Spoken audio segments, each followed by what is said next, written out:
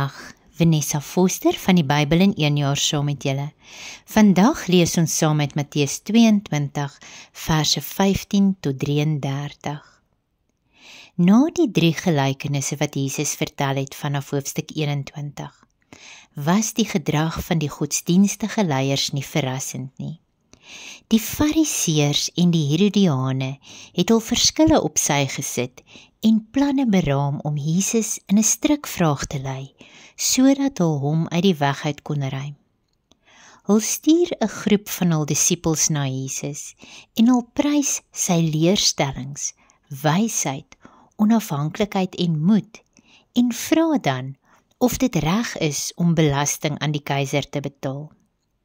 Nou indien Jesus sou sê dat belasting betaal moet word, kon hy beskuldig word daarvan dat hy God se heerskappy oor Israel ontken en dit sou hom ongewild maak by die Joodse mense.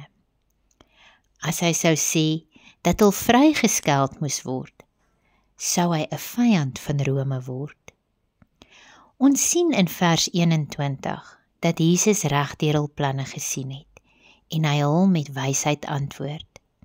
Hy sê, die regering het regmatige eise wat hulle kan stel. Dus, alles wat Caesar se beeld op het, behoort regmatig aan hom.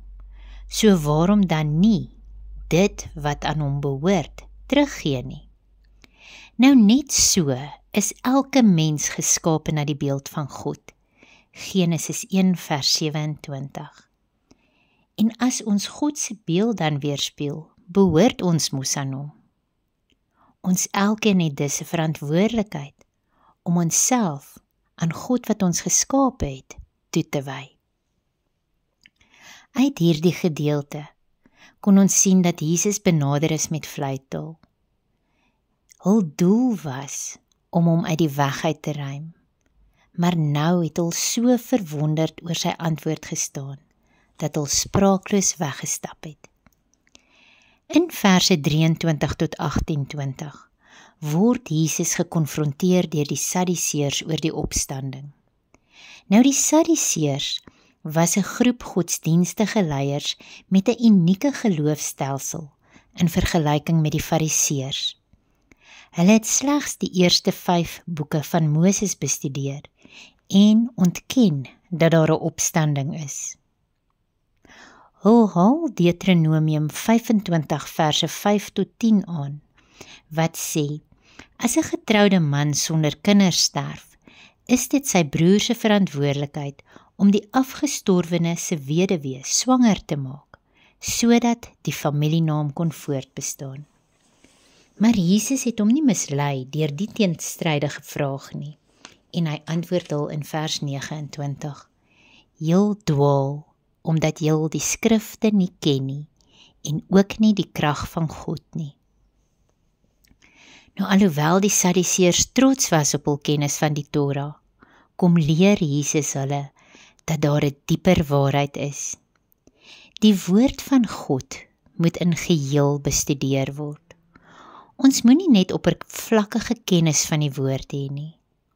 Ons moet om goddelike openbaring vra, om werklike begrip te verkry. Sien hulle ook nie die krag van God verstaan nie. Omrede hulle nie in die bonatuurlike geglo het nie, het hulle ook nie God se almag verstaan nie, veral met betrekking tot die opstanding. Maar ons kan die krag van God reg deur die skrif sien, as ons dink aan die skepping, die wonderwerke en die opstanding van Jesus. Dit is hierdie krag van God, wat elkeen van ons moet aanmoedig om op sy vermoë te vertrou, sodat ons menslike beperkings kan oorkom en die bonatuurlike kan begin ervaar. Verse 30 en 31 het Jesus hulle geantwoord dat die lewe na die opstanding heeltemal anders sal wees as die lewe hier op aarde. Die huwelik sal 'n bysaak wees, want in die opstanding sal almal geestelike wesens wees wat 'n ononderbroke verbinding met God sal hê. Nou wanneer ons Openbaring 22 verse 1 tot 5 lees, kan ons verseker wees dat niemand teleurgesteld sal wees nie. Vers 32 is 'n kragtige verklaring van God se verhouding met sy volk. Hierdie aardsvaders is belangrike figure in die Joodse geskiedenis en Jesus gebruik Eksodus 3 vers 6 om te kom demonstreer dat daar lewe na die dood is. God praat met Moses vanuit 'n brandende bos. Hy sê nie, ek was die God van die aardsvaders nie. Nee, God praat in die teenwoordige tyd en hy sê, ek is die God van jou vader, die God van Abraham, die God van Isak en die God van Jakob. God is dus die God van die lewendes en nie die dooies nie.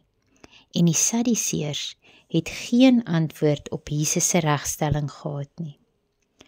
Ons verbintenis met God strek vanuit die verlede en lei ons na die toekoms. God word nie beperk deur die dood nie. Sy bestaan en sy verhouding met ons duur voort, selfs nadat die aardse lewe verbygaan. Mag jy 'n geseënde dag verder hê. Tot volgende keer. Totsiens.